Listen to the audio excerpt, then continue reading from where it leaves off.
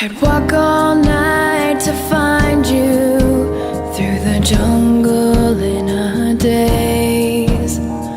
Where is my protector? Are you in this endless maze? I need a guide with every stride. I'd hang up your every word.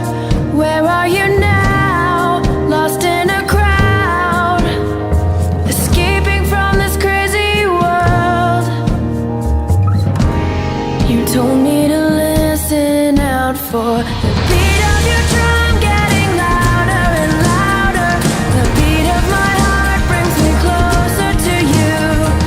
Hearing your steps, I run faster and faster. I'm coming up behind you. I listen for the beat of your drum. Beat of your drum. Welcome, everybody. This is Richard Sachs. I'm your host on Lost Arts Radio. This is our show for worldwide broadcast on the 25th day of February 2018.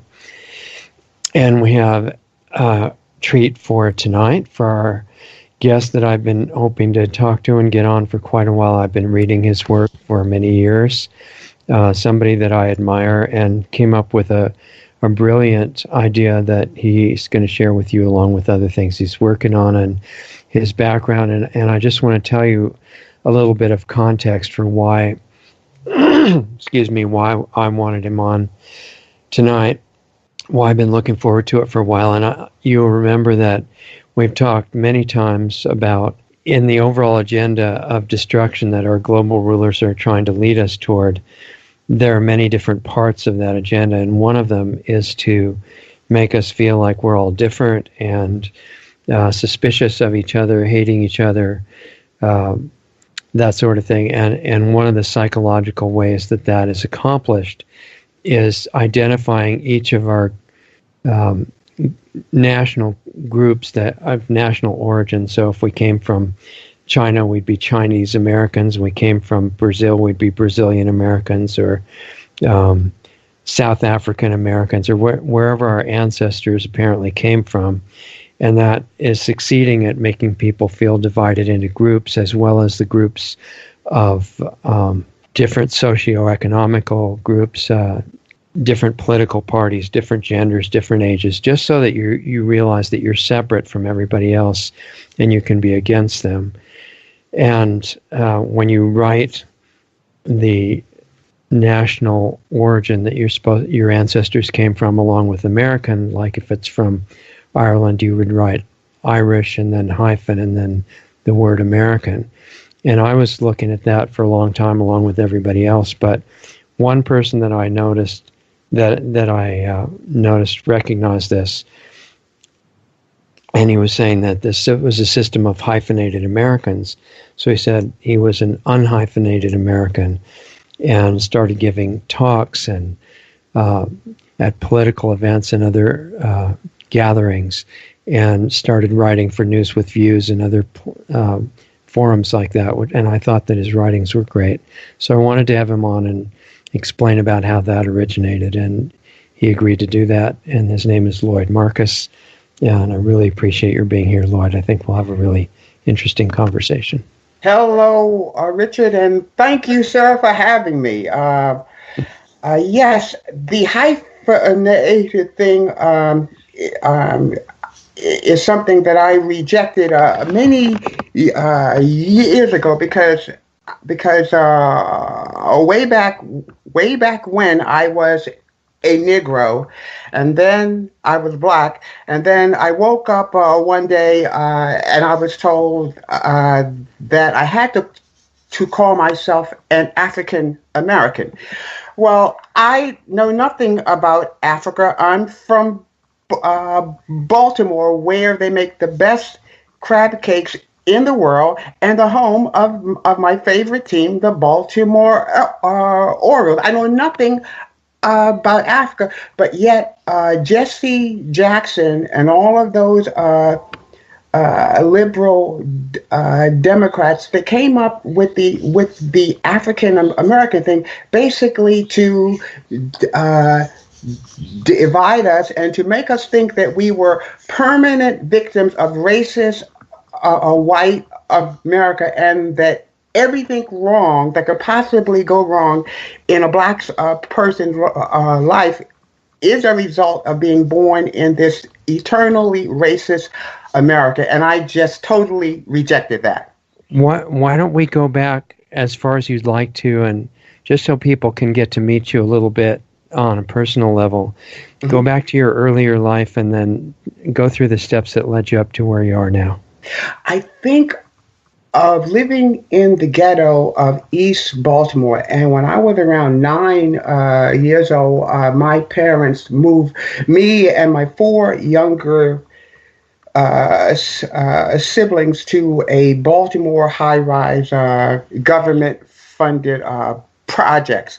And the building was brand spanking new. And we were like so excited to be living in this brand new building coming from our leaky roof ghetto. And I would say, and basically everybody in that building was black. And I would say within a very short amount of time, that 11-story building, and we lived in apartment 6B. Why I remember that, I don't know. But we lived in apartment 6B, and within a very short amount of time, that building became a huge ghetto. They were always breaking the elevators. So when I came home as an elementary school kid, I would have to walk up the stairway, and I remember I remember a strong smell of urine and feces, and walking on broken wine bottles in the dark, because they busted out all of the light bulbs. So like walking up that stairway was like walking through the shadow of death, you know. And listen, yet Lloyd, also, Lloyd, when you say it became a ghetto from the really nice new building that you moved into, why don't you say, what does that mean when someplace becomes a ghetto?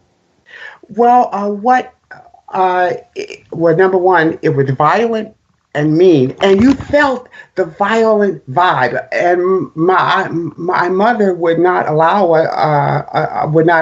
us to go down to the playground because it was filled with violence and drugs. So we had to stay up on the 6th floor, and they had a small, maybe a 10 by 10 concrete slab that we could play there. But just the people were angry and mean, and this is like, why? Because they had, because basically everybody there had totally free healthcare, totally free food, and totally free housing. But they had nothing invested. And what does the Bible say? Oh, wait a minute. No, I know that you are not a big Bible guy, but there's I'll a lot of good stuff in the Bible. I don't mind you quoting it at all. Okay. But the Bible says, an idle's mind is the devil's workshop. So the bulk of those people were basically living on government. And so they had all of this free time. My cousins lived in the project as well. 90% of them are dead, and they are dead from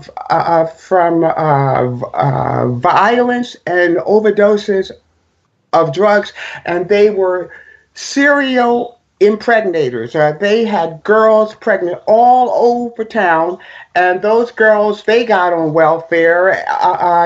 And okay, so Lloyd, listen, you were saying the idle mind being the devil's workshop. Their idle mind was because they didn't have to work. They didn't have to work, right? And you were saying that the housing was free, but they were also getting money for expenses and stuff like that. Yes, welfare, food, and Alex, and the healthcare was covered. My cousins were going to the emergency room. If one of the kids had a cough, because it was free, and their lives were Mhm. terrible. The thing that And their lives should have been wonderful because they were provided with everything, right? Or supposedly, you would thought that, yeah. this is what leftists tell us, that black folks have to be treated like stupid inferior kids. And so the whole time that I was living there, now remember, I was basically around 9 years old, but yet everybody around me said that everything was the white man's fault. And I sarcastically said, well, how can we stop these mean white people from sneaking in here at night and urinating in the stairwells and breaking the elevators? Even as a little boy, I knew that was a lie, and that everything wasn't the white man's fault. Well, Now, so how did they answer that question? they call the same way that they have been answering that question my whole life. For any time that I suggest that America is the greatest land of opportunity on the planet for all who choose to go for it, and I suggest that black people take responsibility for their own lives, they call me a sellout Uncle Tom. Right, okay. But that is not the way that it should be. And the only thing that saved me and my four younger siblings was that back in 1952, they finally opened up the door for blacks to take the test to become Baltimore City firefighters. And my father, he took the test, he passed the test, and he became a Baltimore City firefighter. And that afforded my family enough funds to move out of the project, and we moved to a small black suburban community. That saved our lives because we went to better schools, and my cousins, they stayed in the project, and like I said, remarkably 90% of them died very, very young. They had AIDS, they were locked up in jail, they got hooked on drugs, they just birthed a lot of fatherless babies, and their lives were, wow, their lives were wasted, and they had, and they were smart, and they had potential, but they just were like super afraid to get away from the government system. My wife got into Mary Kay Cosmetics. And she tried to talk to my female cousins about taking advantage of the Mary Kay opportunity.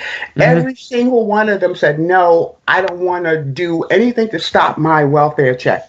Now, like I said, right. I'm not saying that having a safety net for people is not necessary. Of course it is. We want to take care of people who cannot take care of themselves. But what upsets me is that the Democrat Party, they purposely use welfare to addict black people to the government dependency system and keep them on that their whole lives.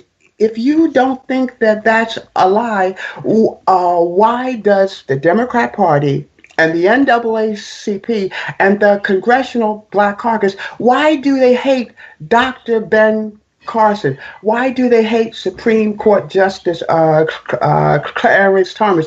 Why do they hate Condoleezza Rice? Why do they hate businessman extraordinaire Herman Cain. They hate them because these are self-reliant blacks who have made it outside of their victimhood system.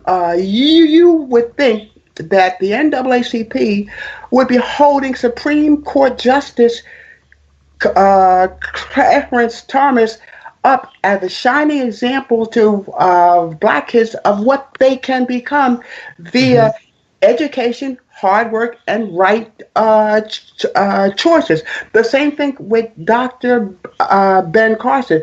But yet the NAACP and the Congressional Black Caucus, they do everything in their power to undermine and destroy these blacks because they dare to say that America is a great place where that anyone can succeed via making right decisions and getting an education and working hard.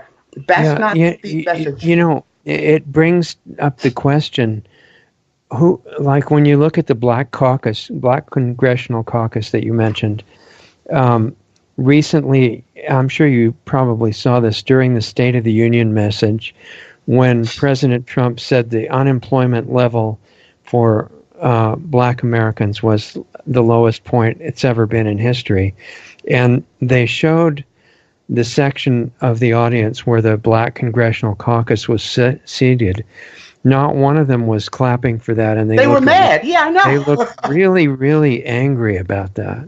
Well, so what's going on with that? Why? Who are those people, and how did they get in that group, and what are they doing? Because first and foremost, they are not black.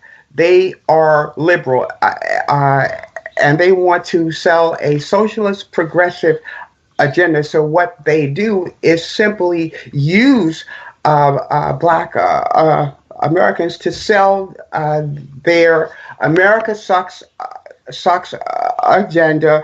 White people and the government are burning the midnight oil to keep blacks down, and so the only way that blacks can possibly survive is to continue voting for the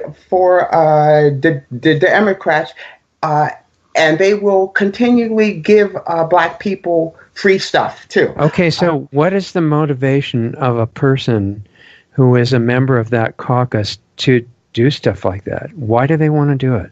Well, like I said, because first and foremost, they are hooked into the liberal agenda. They want as many people dependent upon government rather than upon themselves as possible. And this is why they hate self-reliant blacks. And they also want to keep America divided into numerous victimized groups. They want women to think they're victims. They want Hispanics to think they're victims. Gays to think they're victims. So it's like, according to the American left, everybody is a victim. And the only way to survive, to stop all of the attacks from America, is to vote for us Democrats, and we'll protect you. This whole Black Lives Matter thing, number one,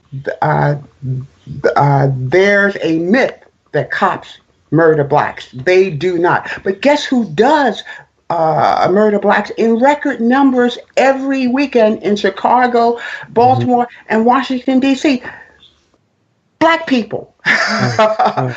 It's pretty weird. But yet, if you as a white person dares to mention that, they will attack you, calling you a totally insensitive racist. Yeah, I agree. So I guess one of the questions that comes up in my mind after I think about your whole unhyphenated thing is I completely agree with that. I think, when people were first immigrating to this country legally through Ellis Island, for example, they were just, all they wanted to do was become Americans, not Americans designated by where they came from. Right. And I think an even more sensible, but probably radical seeming idea is, why do we have to think that we're also either white Americans, black Americans, brown Americans, red Americans, yellow Americans, whatever? Why can't we just be Americans and forget what color the skin is? Amen, brother. Well, hey, look, I have to tell you, I have been persecuted my whole life for daring to have so many white friends, and the reason I have so many white friends because I have this gift of looking at people as people. So many people tend to look at other people through some kind of invisible wall of race, so that when they are talking to a white person, first thing that they see is a white person, and then they see Richard. When I talk to Richard, I judge whether Richard is a good guy or a jerk based on Richard, and not Well, and it's not only skin color. It's if you meet somebody who's dressed in falling apart clothes, most people see them as different than somebody who's in a fancy suit, and it could be the same person who just changed clothes. Right, right.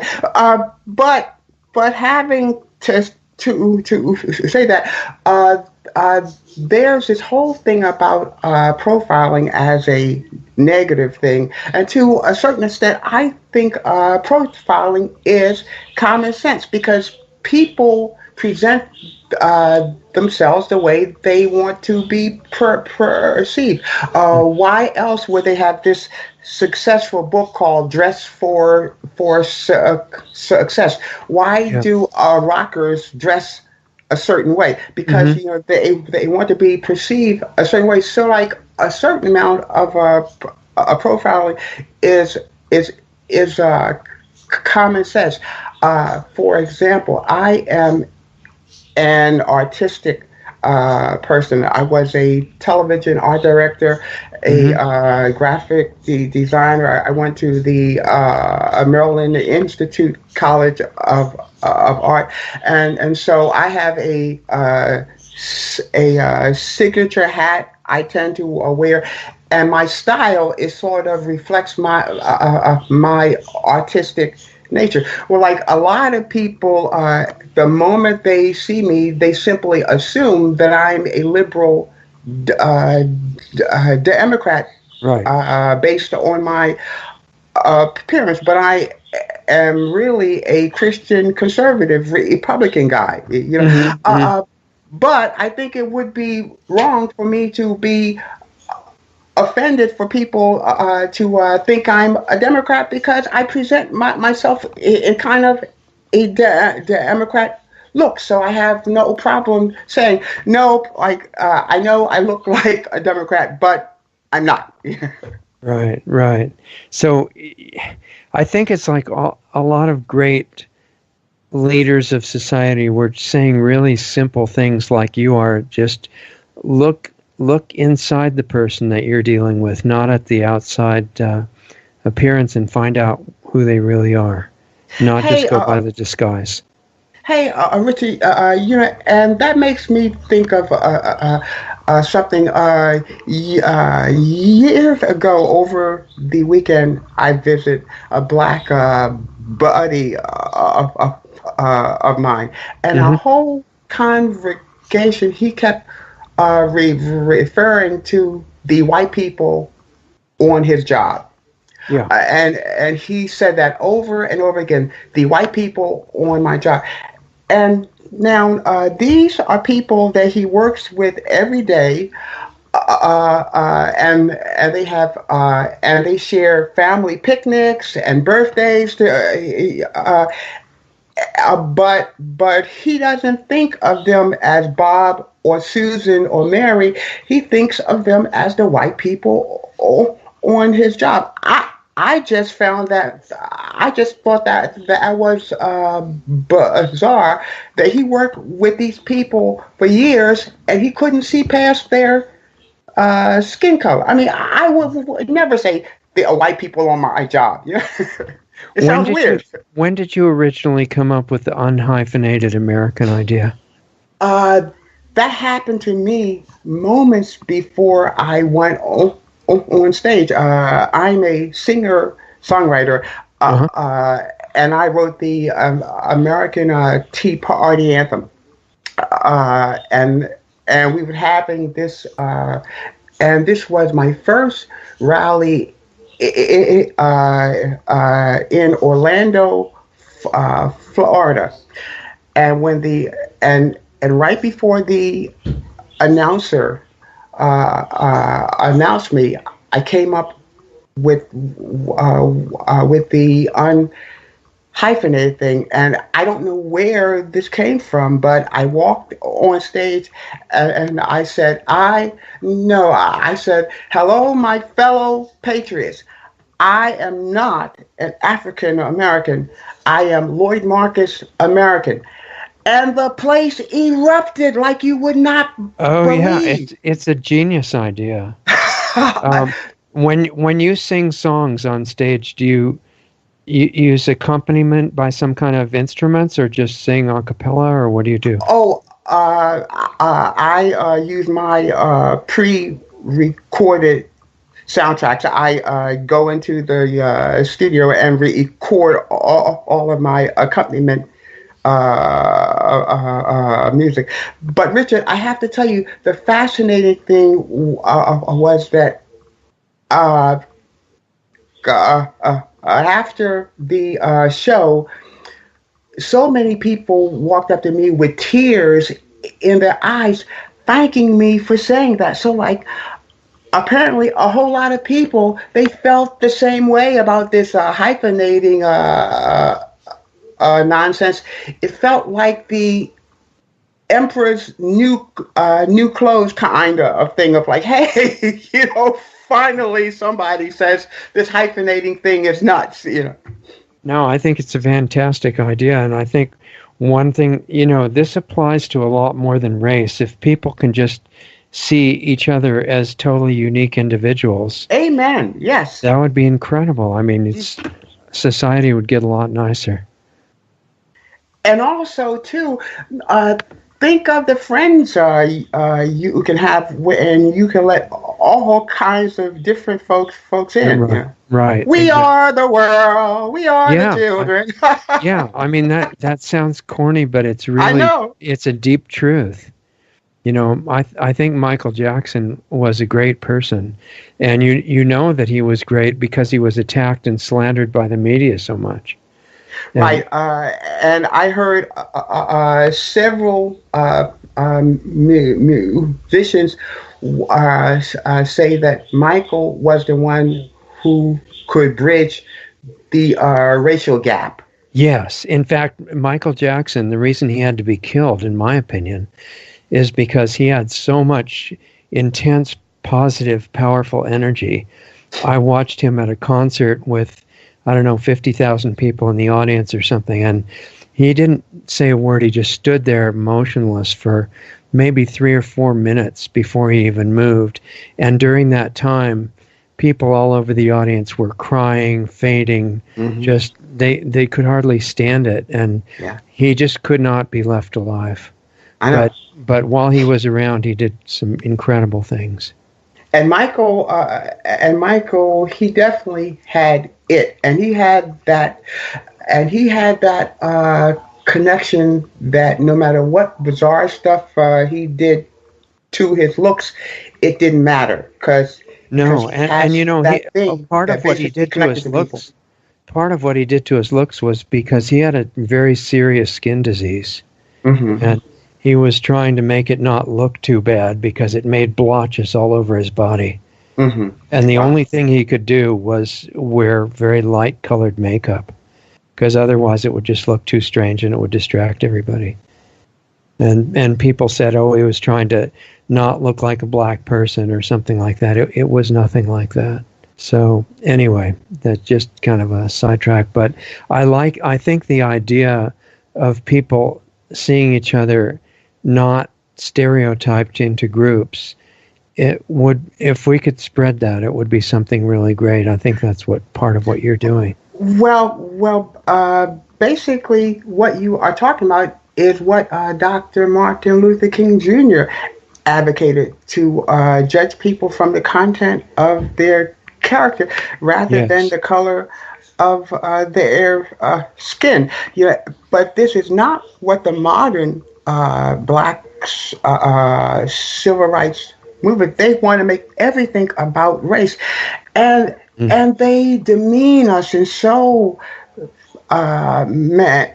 anyways, the Congressional Black Caucus and the NAACP and the American left are always talk about lowering standards for black folks. Exactly. Remember when I told you that my father, he was one of a handful of blacks back in 1952 Mm. to become Baltimore City firefighters. The Hmm. white firefighters, they hated my dad. They did not want him there, and they humiliated him in every way. He could not drink coffee from the same coffee pot as the white Mm. firefighters. He could not use the same eating utensils as the white Wow.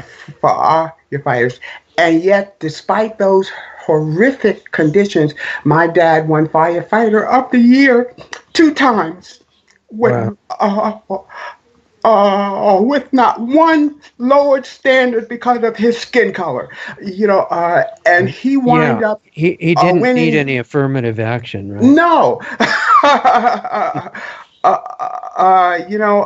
And he wind up winning the respect of his fellow firefighters, and one of those firefighters,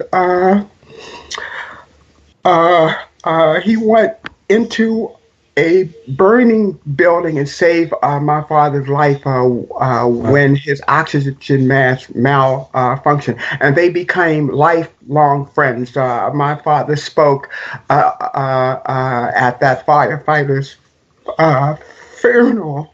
Wow. But but we are talking about um, men being men. My father having character. Hmm. A lot of young blacks to say today would say, "Hey, I would have never put up with that nonsense." But my father, he had to because he was a pioneer, and he had a wife and 5 kids to feed. Yeah. Yeah. So people have incredible potential, which, inspiration is a lot more valuable than being told that they can never accomplish anything. Right.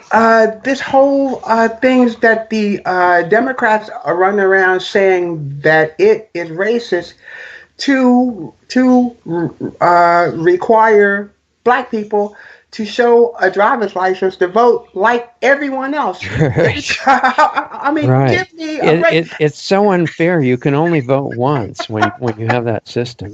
Yeah, yeah. And now you have to have a driver's license to fly, to cash a check, and a million other things. And yet, it's racist to ask black people to find their way to the Department of Motor Vehicles and get a driver's license. I mean, it's totally absurd, and yet so many people in my family do not see this, and they still think that their saviors are the Democrats. Hmm. Right. Yeah, because they're offering more free benefits, right, for everybody. And something else too, the misery has gotten worse.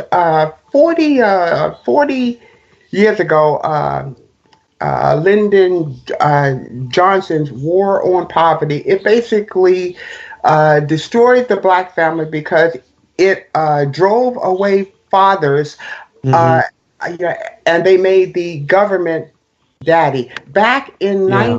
19... Well, and Johnson was incredibly racist himself, too. I know he was, yeah. But he was a Democrat, and somehow all of that is forgiven. And today in Baltimore City, they have more black families, more blacks dropping out of school than they did when I was a kid. Why? Um, and all these people are living on welfare, and urban Baltimore has become a hellhole of misery for blacks, and blacks have been running the. I'm sorry, yeah, and black Democrats have been running the city for decades, and yet the problems are worse.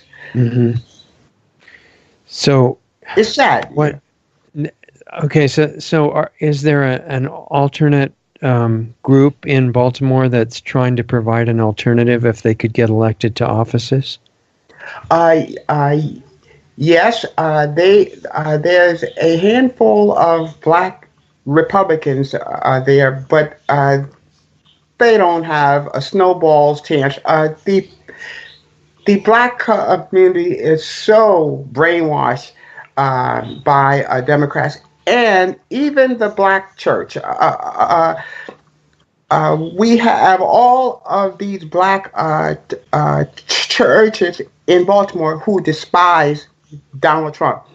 Hmm. Hmm. My brother, he goes to a black church, and he's a Republican like me.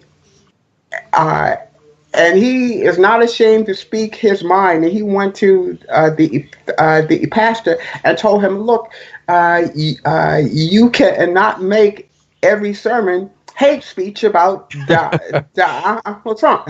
Uh-huh. Right, I can imagine. And something else too uh, is that when Obama was in the White House, my brother's church saw all of these infringements on their religious liberty, so much so that they hired lawyers to protect themselves. And my brother went to the church board and said, by voting for Democrats who are the one perpetrating all these attacks on our religious liberty, is like giving somebody a hammer to hit you in the head and then buying a helmet to protect yourself from them. And that's exactly what his church does. They see the infringement of their religious liberty coming from the Democrat parties, and then they hire lawyers to protect them from the people that they voted for. So But blacks, how are the religious liberties being attacked? well, forcing them to. Now, I don't know about his particular church, but definitely preaching against homosexuality, Okay. making that a federal crime. I don't even know if you remember the case in Washington, D.C., where the mayor, she was a lesbian mayor, and she demanded that this pastor turn in all of his sermons for review, so that she could charge him with hate crimes. And that's Yeah, I think I happening do remember across that. the country. And also all of these homosexual people, they Hmm. will pass a dozen bakeries that will bake them a cake for their same-sex wedding, and they will go to the Christian bakery to force that bakery to make them a cake for their wedding. Why? Right. Because they want to make these Christian people affirm their lifestyle. Okay. And like every time you talk about this topic, the first thing the left does say, "Oh, you hate homosexual." I don't. My daughter is lesbian. I have a long time homosexual family and friends, but don't force me to affirm your lifestyle against my faith. And this is what's happening across around the country. Mm-hmm. Mm-hmm. Yeah, interesting. So, if you got, if somehow a group that had a different approach and maybe a little more wisdom could get into the government, say where you live in Baltimore, what are the positive things that theoretically could be done, do you think? Well, I think of something a friend of mine is doing. He's a minister, uh, uh, uh, and I think he got a grant from the city of Baltimore to mentor men, and basically what he is doing is teaching these young men how to be men, like my dad. My dad Mm-hmm. was a responsible man, so he is teaching these guys to be responsible men, not blame white America for anything. I hate that. I'm sick of that. And to take personal responsibility for their lives. I think that's a great start. Yeah, yeah. And actually, that could be done in private groups too, outside of government, right? Yes, yes, to just to mentor men. Something else about being a black a person. White liberals have always wanted to put us in their little authorized box of black uh, be, behavior, like the liberal sports media. They hate black Washington Redskins former quarterback RG3. They hate him because he doesn't act black enough. What the heck is that? So, so because he does not wear his pants down below his butt, and he doesn't say yo, every other word. Right. Uh, then these white liberals are saying you're not being authentic to your race. That's nonsense. And how dare they they dictate to him how to be black? I hate rap. Well, no, I don't hate rap, but I'm not a fan of rap music. Despite Yeah. what everyone says, I love sushi over fried chicken. Does that make me less black or not being faithful to my blackness? But this is the nonsense that we have to put up with of leftists telling us how we're supposed to be, how we're to behave to be authentic to our blackness. They call me an Uncle Tom because I am not a Democrat. So, Right. Right. Right. Yeah. I think there's some comedy movie that I saw a long time ago that I think the stereotype was anybody who really wants to be authentically black, they have to speak a dialect called jive. And if they oh don't yeah, speak, right, if they don't speak that, they're just, totally fake. And people have gotten pretty messed up, Lloyd. I mean, I I know. think that's the bottom line. One of the themes I'm hearing in everything you're saying is that everybody wants to think of some criticism of everybody else because it's the best way to avoid having to look at yourself. hmm hmm And that's where our power is. To me, I hate that a message that the Democrats sell is everything is the white man's fault because that makes me power, powers, and they call that message black empowerment, but it is not. Yeah, right. Yeah, Learn but how to that hate more effectively, right? you're right, right. But to me, the best way to empower blacks is say, look, you are blessed to be born in the greatest land of opportunity on this planet. Get an education and and work hard. Don't have babies out of wedlock, and Mhm. stop murdering one another, and you can be great. A perfect example of that is Dr. Ben Carson. Mhm. Carson. His mother was a single mom, and Dr. Ben Carson said that he had a violent temper. And he came home and he asked God to heal him of his violent temper, and God did. And he also said that his mother would not allow him to look at television and made him read books. Uh, Wow. uh, and his mother would basically review his book reports.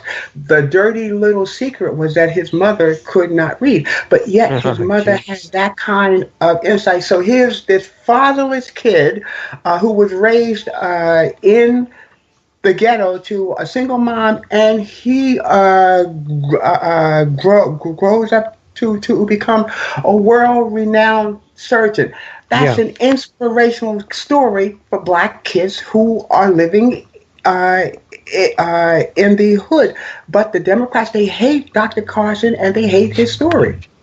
That's crazy. I Yeah, I mean, know. it sounds like not only is he inspirational, but he had a super great mother as well. Absolutely. Well, and Richard, imagine this. It's 1943. You are riding down a dusty country road and you see a little black boy in the field. He is dirty and he's barefoot and he's picking cotton. That black kid, he grew up to become Supreme Court Justice Clarence Thomas. Right. That's America. That's America. That is the greatness of America. So why in the world would the NAACP hate Clarence Thomas and say they care about black folks? And meanwhile, 70% of black kids today are growing up in fatherless households. 70% of black kids are dropping out of high school. Why? A high school education is free. Why are so there is something spiritually and morally wrong Mhm. in the black community that nobody is dealing with. They just keep saying everything is Donald Trump's fault. Yeah, exactly. And yeah, and in fact, the entire power structure on both sides, even the conventional Republicans, I are know. also agreeing with the Democrats that it is Donald Trump's fault. I know. In fact, when he started running for office, and he hadn't really done anything, he sent out a Christmas card publicly with him waving, on the card, and they were all over television saying, "What a terrible person to put a picture of himself on a Christmas card," Wow. and to be waving to people. He must be one of the worst people there is. That was the beginning. Well, look, I have to tell you, I knew there was something special about Donald Trump way back when. I work as a political activist around the country, so I was on the road for a whole year campaigning for Ted Cruz. But like, Hmm. but every town we went to, and there was a Donald Trump rally. There were people wrapped around the building to get into Yeah. the Donald Trump. And something else I noted was the broad mix of people. I mean, I saw black bikers covered in tattoos Hmm. to elderly, well dressed white folks all standing in line to get into this Donald Trump rally, and they waited hours. Somebody gave me a VIP pass to a Donald Trump rally, and the rally was going to be at 4, and he told me the doors open at 9. I thought doors. Wow. I thought the doors are open at 9. I got there around 2:30, and the building was packed. There were police cars everywhere and thousands of people outside. I told the security guard, I have a VIP pass. Sorry, sir, we're packed. I mean, and I saw this Donald Trump mania way back then. Barack Obama, he spent 8 years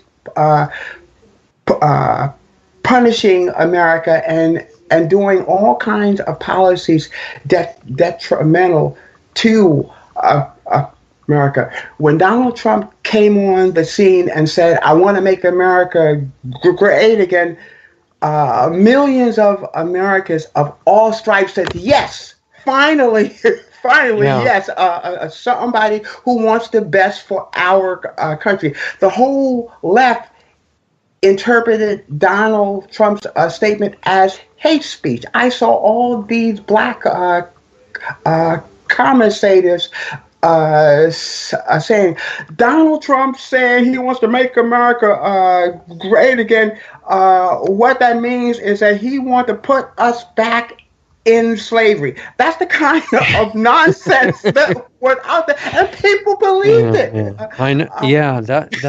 That's the most amazing thing. Is not that the statement is made, but that so many people believe it.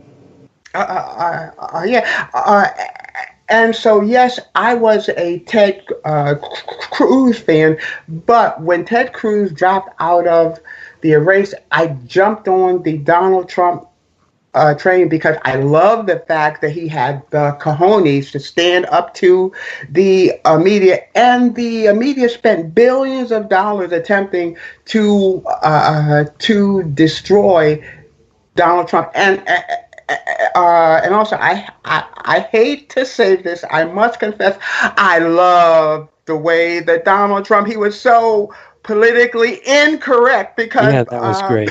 And because we had spent so many years that we could not say anything about anything, or we would be attacked. And Donald Trump didn't care, and that was just so refreshing. I think based on the numbers of people who were packing those rallies compared to the number who were watching Hillary Clinton, my guess is that he actually won the popular vote about 4-1. I agree. And absolutely. I think most of it was reversed in the computers by Homeland Security and other agencies that were in charge of making sure Hillary won, and that the landslide was so big that he just barely won anyway. And they couldn't believe it because they had done so much to steal the votes electronically that they couldn't imagine that he would still win. I think that upset people quite a bit. Well, and something else too. I was shocked that so many Republicans wanted him not to win.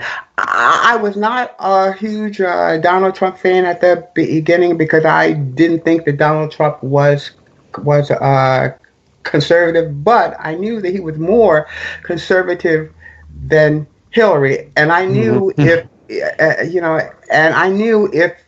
Hillary won, that would be the end of so many of our freedoms, and Hillary would continue Barack Obama's agenda. So, I think, to be fair, there's a couple of ways that she wouldn't, and that's that she wanted to start a war with Russia right away. Wow. And Obama never really got around to that, because Hillary was saying that she would shoot down Russian jets over Syria. Oh, yes. Oh my goodness. So we I probably never would heard not that. be on this planet anymore if that had happened. Wow. Well, like, yeah, so, like, thank God Hillary did not win. And Donald Trump has been surprisingly good. Like I said, I love the way that he's been standing up to the media, and he has been reversing a bunch of Barack Obama's um, overreaching executive orders. Uh, and a lot of black folks do not know or seem to care that black unemployment employment was at the highest it has ever been under Barack Obama. Mm-hmm. Donald Trump has only been there a year, and it has dropped to the lowest that it has ever been. And yet, the bulk of my family, the bulk of the black folk I know, still believe that Donald Trump is a rabid racist. And the crazy Yes. thing is when you know, and when I try to nail them down, okay, tell me what Donald Trump has said or done to confirm that he's a racist. They can't do it. They cannot name anything Pacific other than the mainstream media and the Democrats say. Isn't that strange that you ask people about almost anything that Donald Trump is terrible about, and they're not really sure. They just know that it's true. Yeah, yeah, but this is what we are dealing with. I write articles, and when I write my articles, I get all kinds of emails.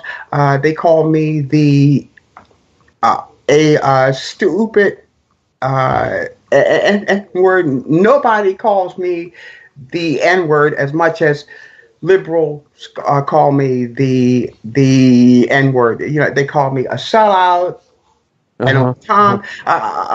But the thing that keeps me going is truth. Way back when Saint Augustine says that if you continue telling the truth, it eventually gets to a certain amount of people, and this is what keeps me going. I just keep telling the truth, and some folks are going to get it, and some folks won't.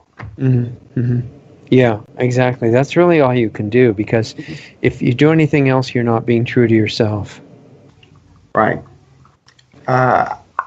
Speaking of which, I have to say, I was a part of a conservative organization, and they came to me to sort of talk me into dialing back my my articles, because my articles are not politically correct. Well, thank God for my wife, because my wife said, look, I think you have to quit because her and I believe that God put us here to tell the truth no matter what. You know, and so I did. I quit my job 2 years ago so that I can write what I want to write. Wow. And Nice. And we've been fine. Good. Yeah, I think, you know, there's no way to please the people who are determined to criticize you. All you can do, like you say, is keep telling the truth, and that's it.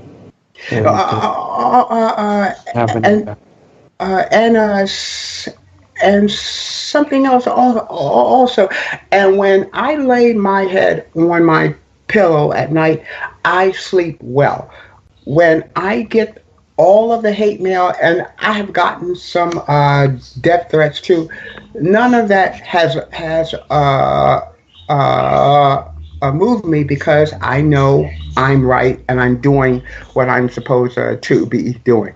So when they give you a death threat and say they're going to kill you, do they explain exactly why they're going to do that? Oh, the main reason was because I call myself unhyphenated. Okay. Isn't that crazy? But I mean, are they explaining why that's bad? Uh, I can't remember. It's been a while back now. This happened back in 2010. I sang at this rally in Washington D.C. Protesting Obamacare, and the rally was covered nationally on C-SPAN. Mm-hmm. And when I came on stage before I sang, I said, hello, my fellow patriots. I'm not an African American. I am Lloyd Marcus American. Well, I was flooded with emails saying you are the stupidest N word that I have ever heard. Oh And man. uh, you know, uh, and they said, I wish I knew where you live because I want to kill you. Amazing. Totally amazing. I know. Oh. But that's I, all. But like, hey, Richard, it is all good. I am loving life, and I love doing what I do. so what kind of events do you go to now? We don't have as many Tea Party rallies as much as we did back in the day. Uh, Mhm. when I wrote the American Tea Party anthem, I was asked to go on a uh, uh, 14 Tea Party Express bus tours. So I have Hmm. probably spoken and performed at more Tea Party rallies than anybody uh, in the country. I have spoken and performed at well over 500 Tea Party rallies. And that was another thing, too. The mainstream media attempted to portray the Tea Party as a racist movement. That's a huge Yes. lie. None of those people were against Barack Obama's skin color. As a matter of fact, uh, a a study confirmed that uh, 40% of the people in the Tea Party actually voted for Barack Obama, but they did not know that he was going to take us down the road to socialism, Hmm. and Yeah. that's what and, and, and that's what those people were rallying uh, against. And people were always walking up to me, apologizing, saying like, "Look, we are not against Obama. We are against his socialist agenda." And those people showered me with love. They were the salt of the earth. Really good people. I hug babies and I took pictures with families. I mean, and yet when you turn on CNN, they portrayed the Tea Party rallies as KKK meetings. Yeah, That was a exactly. bogus I've heard lie. that a lot. My father told me that the Tea Party was racist. I said, Dad, I'm on the bus, and they let me ride up front. Right. That's great. But that was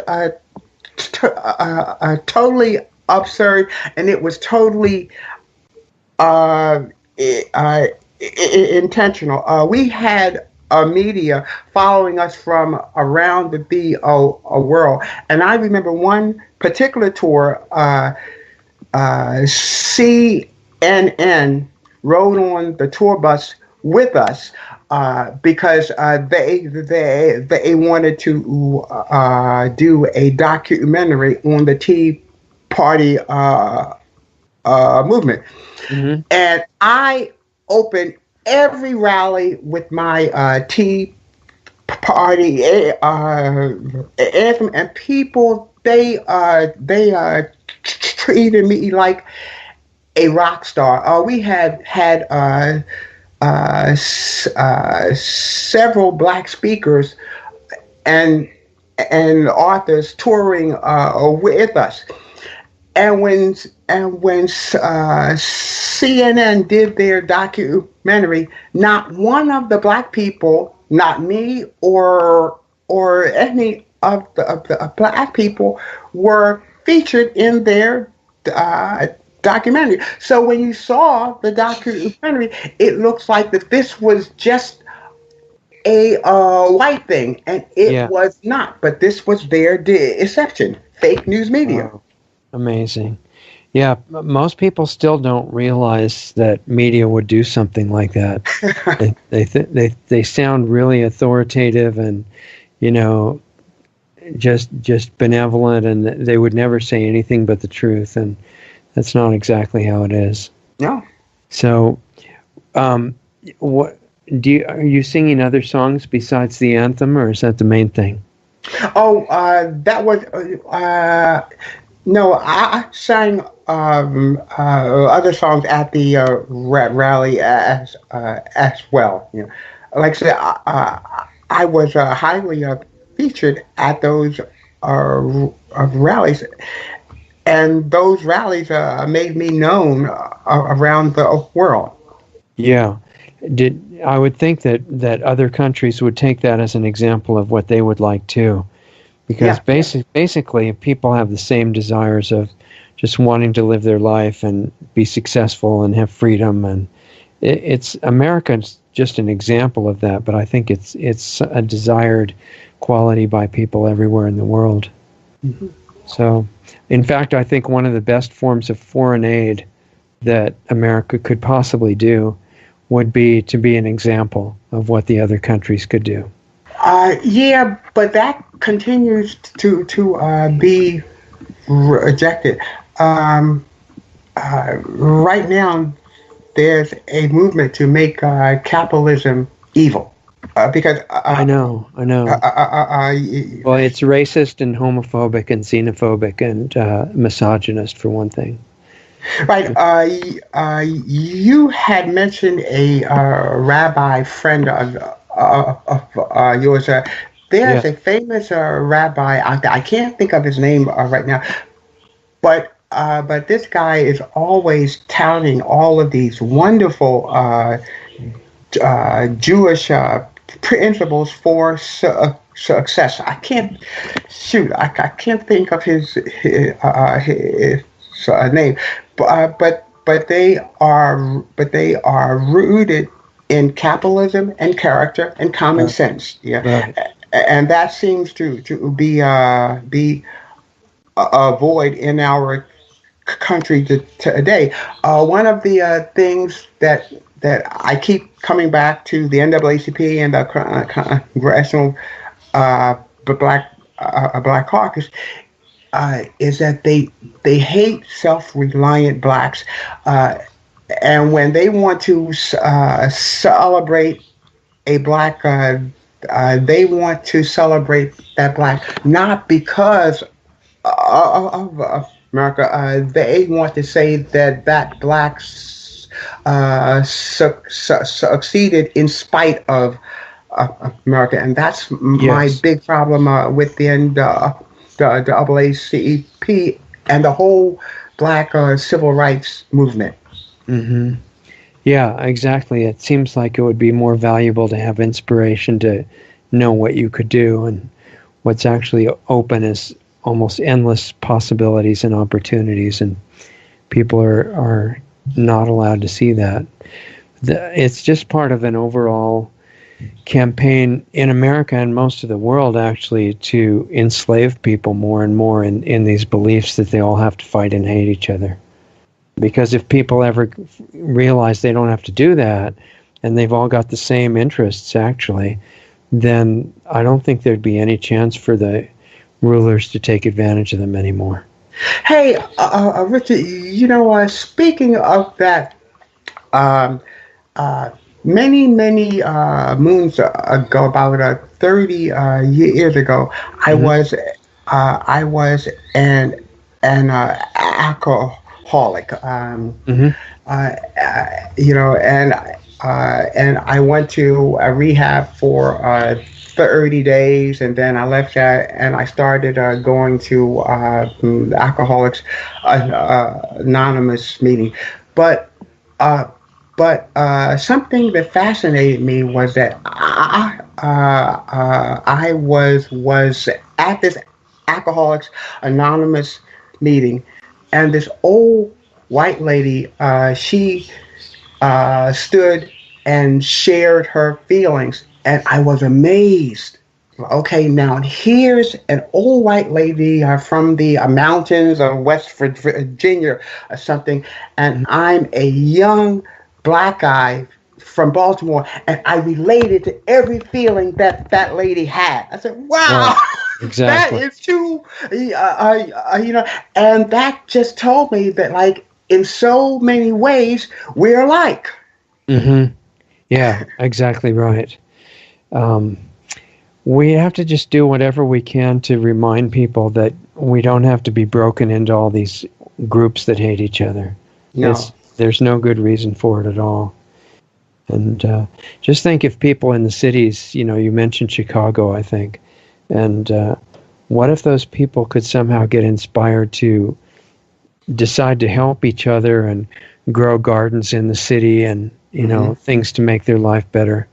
I think it would be incredible. Now I have seen stories of people doing that. Yeah, I guess you have also seen stories like that. That Yeah. right? Yeah, there was a guy in downtown Los Angeles that did that. He found that the city itself, well, they call themselves the city. It's just the little group that's in charge of the city, but they actually owned vast amounts of land that were just abandoned. They weren't doing anything with it. And he went into these poor neighborhoods and got the people together to plant gardens in some of the abandoned property. So the city tried to attack them and get them to stop, and he won. And at this point, he's become pretty famous. I don't remember his name right now, but Hmm. that could be done in cities all over the place. Right.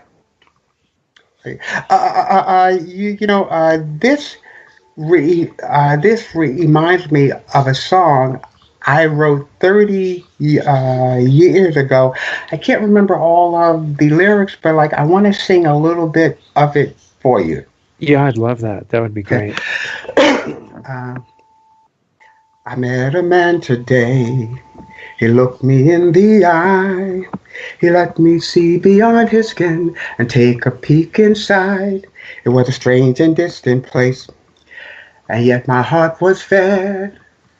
Oh, I know, I can't remember that, but something. He said, "We are one in the sun. Let us take each other by the hand." Oh, I can't remember the words, Richard. Oh, that's Never that's mind. okay. It's a great song. In fact, what it reminds me is that people need to know if there's a place they can go and listen to your music. Oh yes, thank you. LloydMarcus.com, and that Okay, song is that's not too called hard to "We remember. Are One." But like I said, I wrote that song a million years ago. Yes, when you were living with the dinosaurs and everything. Right? Yeah. Dinosaurs of all colors, of course. Yeah. So LloydMarcus.com, and you've got a lot of music there that people can hear online. Yes, yes. Like, as a matter of fact, there's a, wonderful song I wrote to my wife called "When I Look in Your Eyes." That's an awesome song. We're an interracial couple, and we've Uh-huh. been married for 40 years. And back in those days, everybody hated us. My family hated us. Her family hated us. Yeah, that's probably the most politically incorrect thing you could have Right. done when you got married. Yeah. But I have been blessed to marry the most wonderful, supportive Mm. woman in the world. Wow. wonderful. That makes a huge difference. So what do you want to accomplish from this point forward? What are your interests and your goals? My goals are to keep spreading the truth. We are going to launch a television show. I don't know how, and I just want to talk to all kinds of people. That's part of my goal.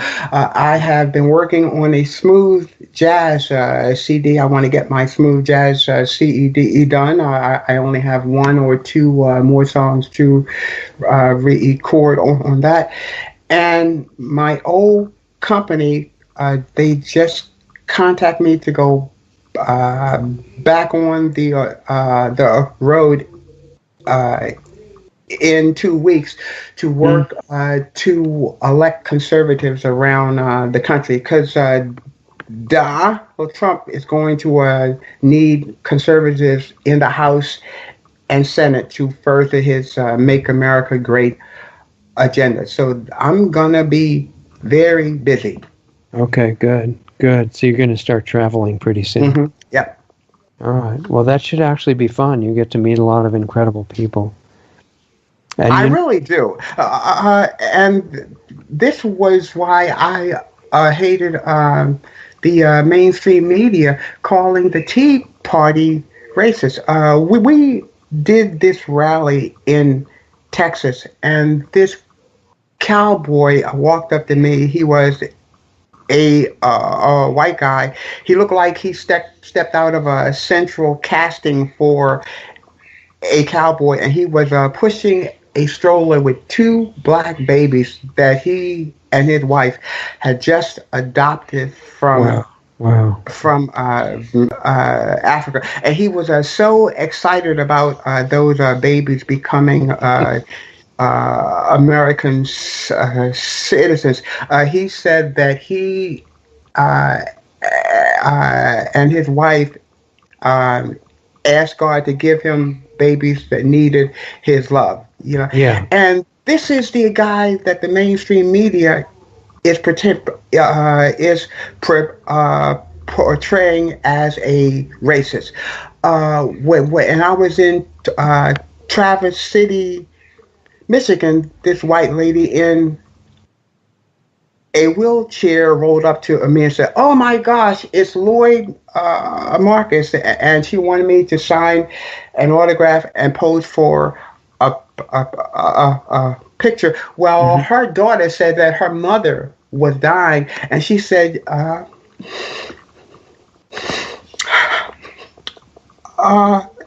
and this woman said that she wanted to meet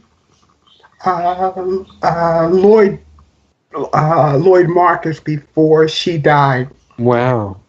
So she must have heard you speak somewhere or something. Right. Right. How can you call that, how can you portray that white woman as a racist? Yeah. I mean, and I just met so many amazing, good folks, and what you're saying about people not being hyphenated or divided into groups. One of the really politically incorrect questions that I have is, why do we need political parties? I don't know. Because, why can't they just look at every issue and candidate on their own merits? I agree. Right? Because as soon as you belong to a party, there are certain things that you're supposed to think and other ones you're not supposed to look at. It's true. And that seems crazy unless you're trying to ruin everything.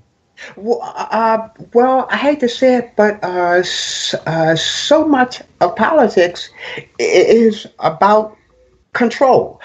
So many people have asked me to run for office. Well, I do not want to be a politician, but if I ran for office, my concern would be to do what's best for the people. I mean, exactly. And that's it's not the like way you would look at your party's list of policies and say, "Oh, that's what I think." Right, right. And that is not the way that most politicians think. They are mostly obsessed with power and control. Yeah, yeah, exactly. And special perks that they can get by Yeah, pleasing their hidden bosses somewhere. I think that George Washington was really worried about parties degenerating into kind of what they've become. well, he was right. And this happens on both sides of the political aisle. I talk a lot about the Democrats, but the reality is the Republicans aren't much better. Uh, Remember, the Republicans were some of the main enemies of Donald Trump's getting oh, elected. I know, yeah. And in fact, they're still trying to stop him from doing most of what he wants to do. Right. Yep. I mean, you are 100% correct. So, like, I'm not a fan of the Republicans either, but they are better than the Democrats. And this is why I go around the country attempting to elect conservatives. Yeah, I agree. I just want you to raise the conservatives' consciousness too, because they really tend to be great on a lot of things, but for one area and I don't think Trump is educated in this area like he needs to be, there are things being spread around in the environment right now that could poison everybody. And it's not just GMOs, it's the whole poisoned agriculture system that's completely unnatural.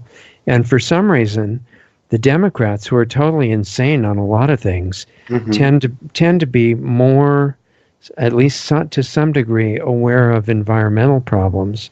And the Republicans and conservatives tend to think that they're all stupid. Well, I'd what has like to raise that somehow. What has happened to corn? My wife loves corn, but my wife says that she will no longer eat corn. Yes. Because of what they have done to corn. Do you have any idea what she's talking about? I know all about it. Yeah, I know the details. And corn, see, there are a group of companies in this country and around the world called biotech companies, and that means using technology to change biology, which is life. And they're doing it, and so they've gone into the genetics of the seeds of plants and other things too, but the seeds of plants, for example, corn seeds, they chose 4 plants in this country to make their primary focus to change their genetics. Corn, cotton, soybeans, and one other one. And what they did with the corn is they did a couple of changes. One of the main changes was to actually genetically engineer a pesticide into the internal genetics of the corn plant. And they said, this is going to really be great because... And that's what we eat. Well, they said when the bug bites the corn plant, it will die. And of course, humans are not bugs, so it's going to be great. And what started happening is that people who are eating this, the genes of that pesticide get transferred over into the beneficial bacteria of your gut, which is where your immune system comes from. And the gut's bacteria start to produce pesticide in your gut. This is not brilliant. Unless you're trying to kill people.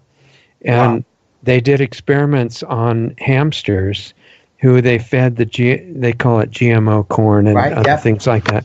And in 3 generations, there were no more hamsters. Wow. No babies could be born. And this is what the USDA and the FDA says is fine. And most of the conservative and Republican people think that there's nothing wrong with this, and Trump has people in high positions in his cabinet that are supporting this kind of poisoning of the world. So what I'd like to see the reason that I think Trump is so dangerous to the power structure is because he really wants to help them out. Right. He wants to see things get better. It doesn't mean he knows everything, but it means his attitude Right. is not acceptable to the rulers because he doesn't want to destroy the country. And so Right.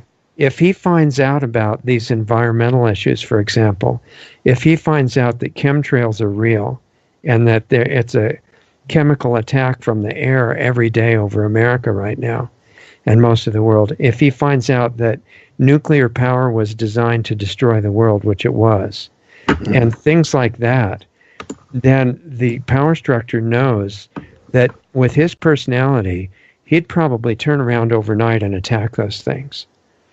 And Yes. they cannot afford for that to happen. And I think, those are among the top reasons that they want him dead and his family. Uh, is there is there someone that you know of talking to Trump about these issues? No, well, it's very interesting because some of the people are trying to get. I know people who are trying to get that to him, but the first thing that the power structure did, with the help of some of the inside people that were traitors against Trump, is to make sure he was surrounded by people who would prevent that information from ever reaching him. And that was one of the primary functions of the three generals that were put right around him. They were not friends of his. And so right now they're still trying to keep the real information from reaching him and trying to do something to get rid of him before he finds out the areas that he doesn't know about yet, which are important. Well, then what we have to do is, like I said earlier, continue pursuing and spreading the truth, because you never know who's going to get to Donald Trump. Exactly right. And I think it's kind of a race right now. There's some critical areas that Donald Trump needs to become aware of. The ones that I mentioned, including nuclear power. It's not just GMOs in the food system. All of chemical agriculture is planetary suicide. And it was never needed. It started around World War II.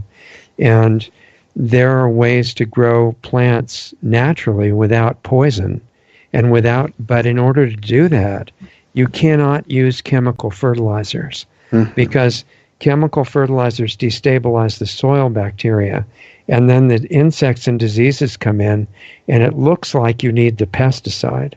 But it was because of the fertilizer that the pesticide was needed. Otherwise, it wouldn't be. Right. If Trump finds out stuff like that, also the fact that the whole medical industry is built on a gigantic fraud, and that these diseases that are supposedly incurable, they're not at all. They're reversible naturally. There's almost no drugs needed for anything. And probably 1% or less of the surgery that's being done has any justification at all. And that the cancer treatment gives people cancer. So the medical industry is killing at least 1 million people a year in this country alone. Wow. And they're responsible for virtually all the school shootings because these kids are on psychotropic drugs. And on the insert of the package, it says, you may start committing suicide or homicide if you take these drugs. And they You're kidding. it. No, You're kidding. It says it right on the package insert. And virtually every school shooter has been exactly on those drugs. Oh, my God. So they go after the guns instead of the drugs. But it's the fault of the drugs. And if Trump learns about the drug industry, which is supporting all these Congress people and blackmailing them, then he would probably turn around and attack the drug industry. But he doesn't know. And they want to make absolutely sure that he never finds out. Wow. With the other people, it didn't matter because they didn't care what happened to the country. They wanted it destroyed. Yeah. Obama was a communist and a devout Muslim. And in the Muslim religion, it says everybody who's not a Muslim has to be killed. That's Sir, you are a racist. How dare you criticize Barack Obama? No, I know. Well, don't worry. You're I'm only 100% I'm only correct. criticizing him because he's half white, right? Okay. Evil side. Otherwise, he probably would have been okay. But Anyway, I the but exciting thing about Trump is that his attitude, if I'm right, is such that if he ever finds out these huge areas that he doesn't know about, he would do some revolutionary things I that agree. would probably destroy the agenda to kill everybody. And Right. that's what they don't want. Right. And I believe that Donald Trump's agenda truly is to make America great and to make decisions and deals best for America. I thoroughly Yes. And believe he that. even encourages all other countries to do the same thing. Mm-hmm. Yeah. So uh, uh, that is something that I continue to do. I am always writing articles encouraging people to stay behind Donald Trump because fake news media attacks him 24/7. Yes, exactly. It's amazing. I have one of my email servers is AOL, and they made a deal with Huffington Post to put all their news up there every day. And every day there's anywhere from 1 to 5 articles about how terrible Donald Trump is, and they're on the front page. Yeah. And the main thing, see, I work in the political world, so I know fake news. But my relatives that are going to work every day and taking the kids to soccer, they don't know. So the only news that they are getting is the fake news. And that's why they run around saying that Donald Trump is a hardcore racist, Right. with no evidence to prove that. Well, I think he's also literally Hitler, right? We elected Hitler by some. Oh yeah, And because of the Russians. It was only because of the Russians. Right. Yeah. Hey, Richard, look, before we go, I want to share a little bit about my religious conviction. Sure, that'd be great. Okay.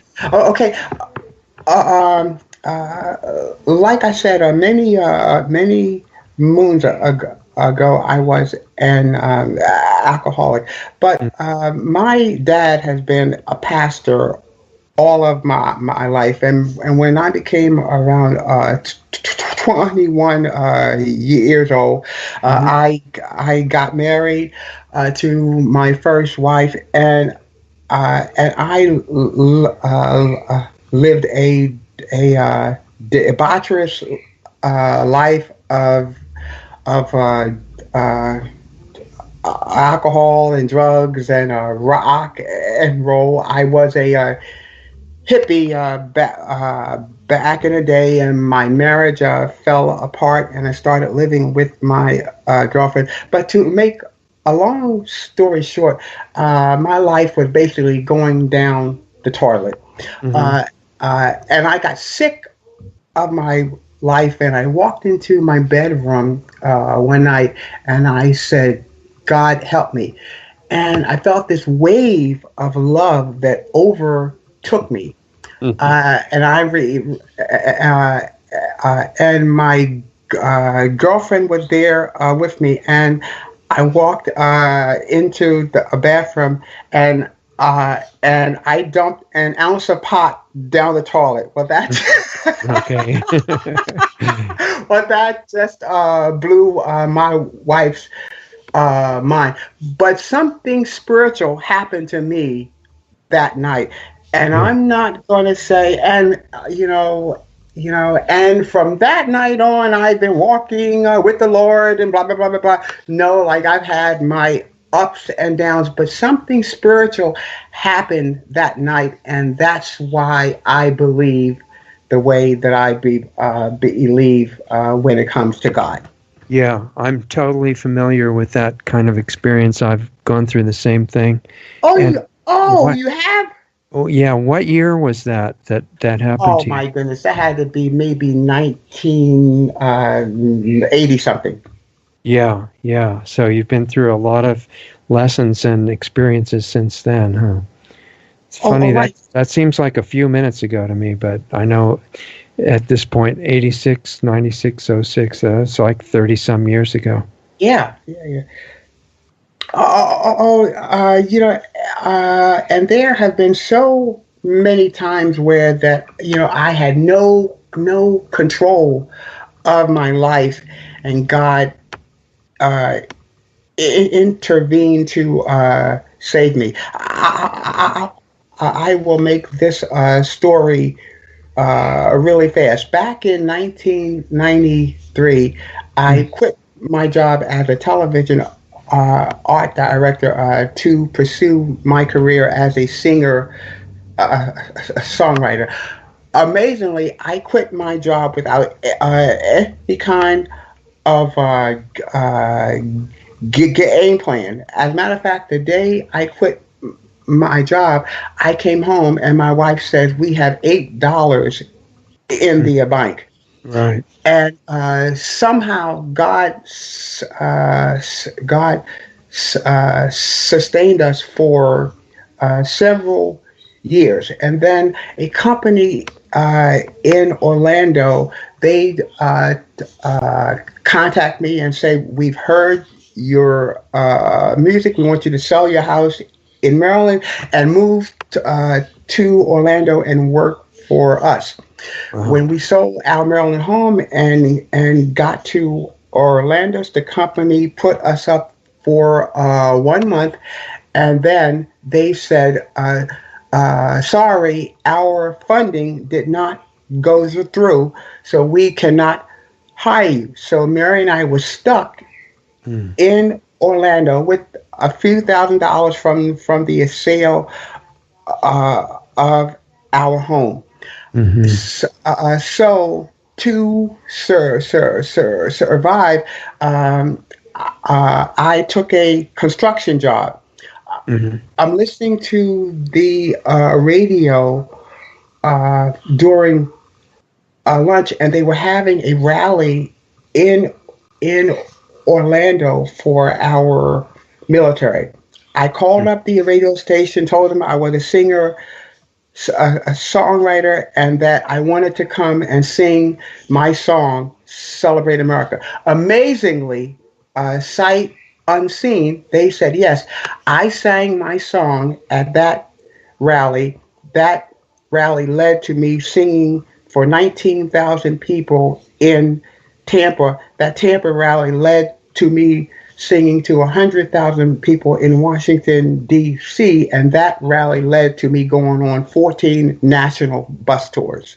Wow. I mean, it's just totally amazing. And this is not because I was smart or anything, just that God made that happen. Yeah, I think that sounds completely right. And actually, at this point in my life, I don't think we successfully make even one step without complete grace making it possible. Amen. You just said a mouthful. Amen. Otherwise, we'd spend all of our time running into walls and doing stupid things. So, yeah, I think that's a great story. And your next tour is coming up soon. It should be great. Right. Yeah. A lot of interesting adventures still ahead.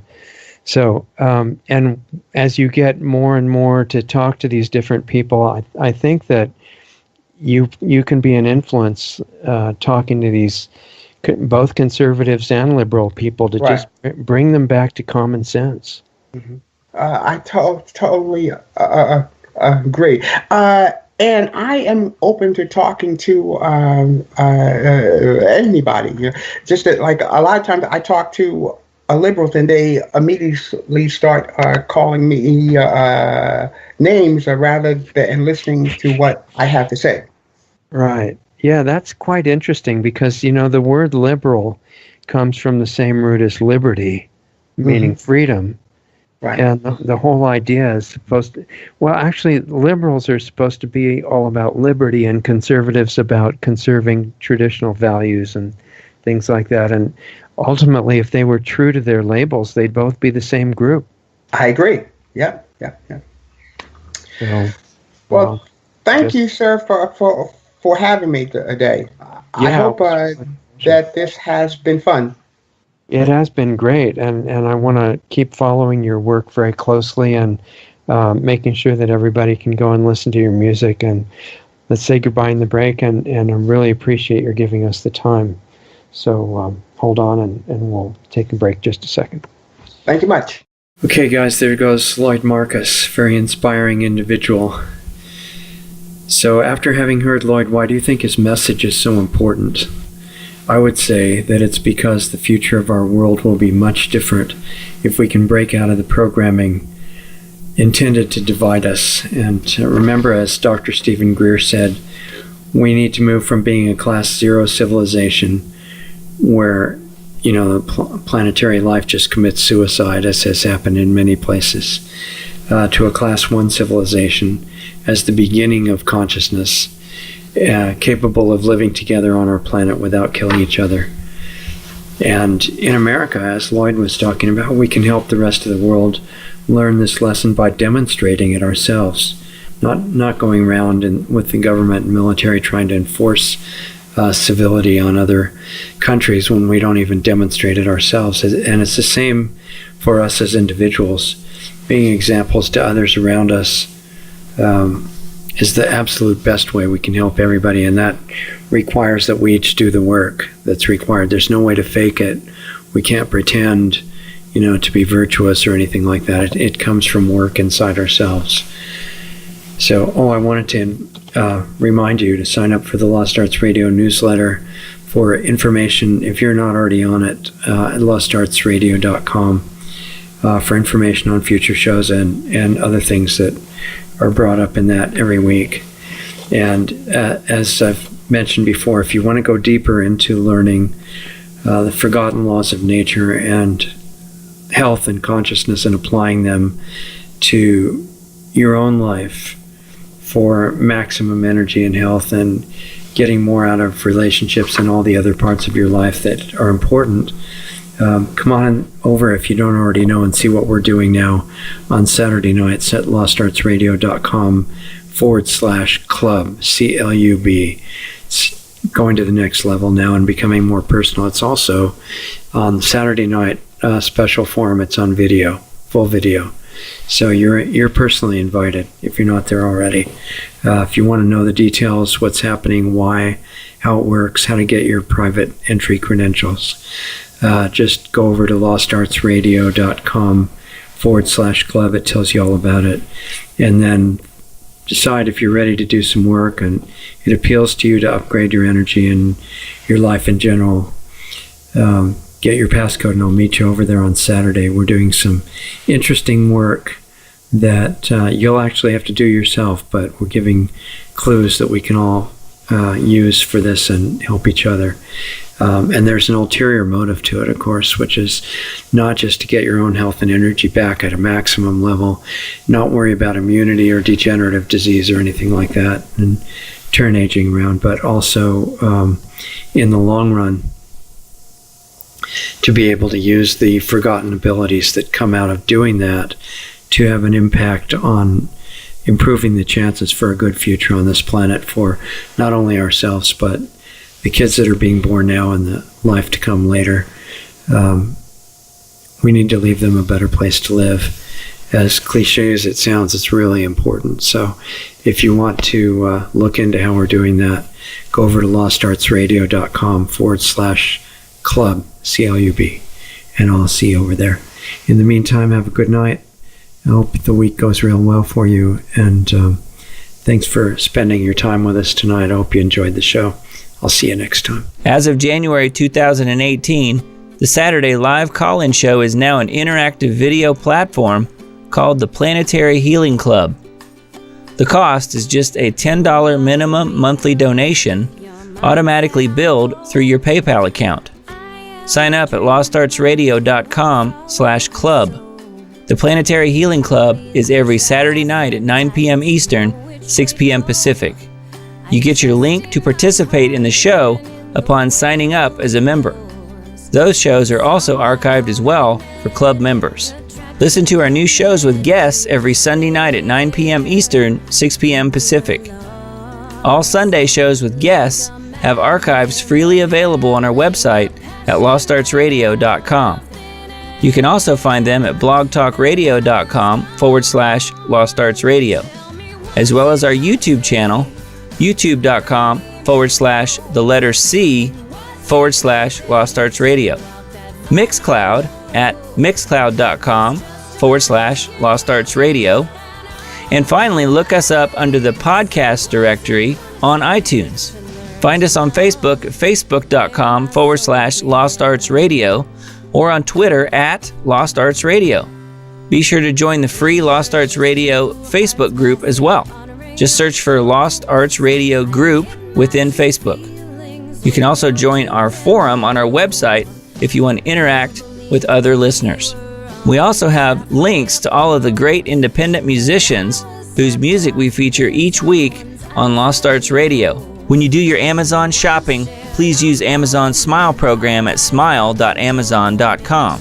And when you choose Lost Arts Research Institute in Sedona, Arizona as your charity, Amazon will donate 0.5% of whatever your order total is to Lost Arts Research Institute to help fund the building of the school and keep our radio show on the air.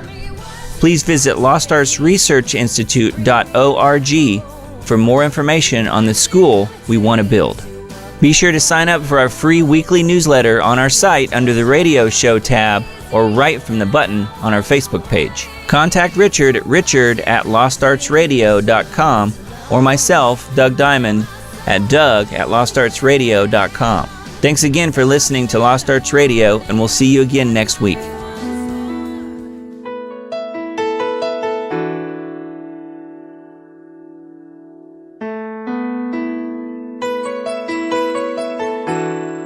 We are Americans, good people, blessed by God.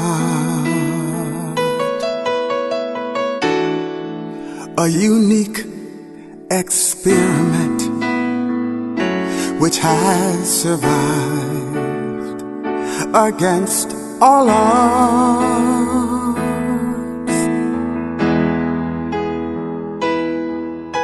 With courage and compassion and a yearning to be free, grateful Americans, you and me.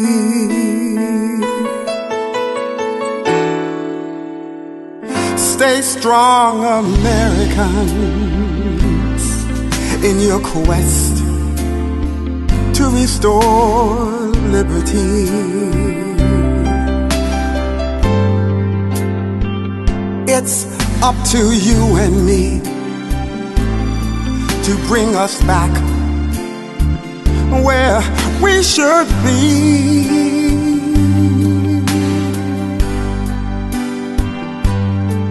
To the words of our fathers, penned in truth and dignity, faithful Americans, that's you and me.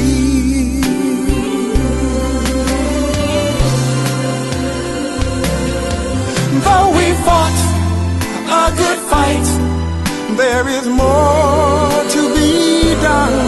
We must all pledge our all till the battle is won. We are Americans, one nation under God. And it's time to repent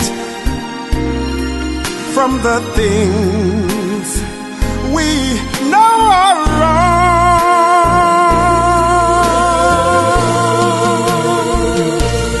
Then he will hear here from heaven and heal our land today. We are Americans,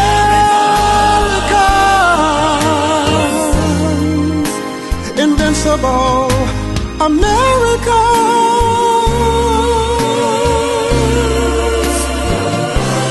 We'll be Americans,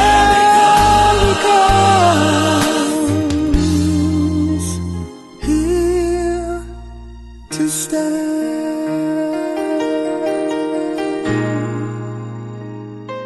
We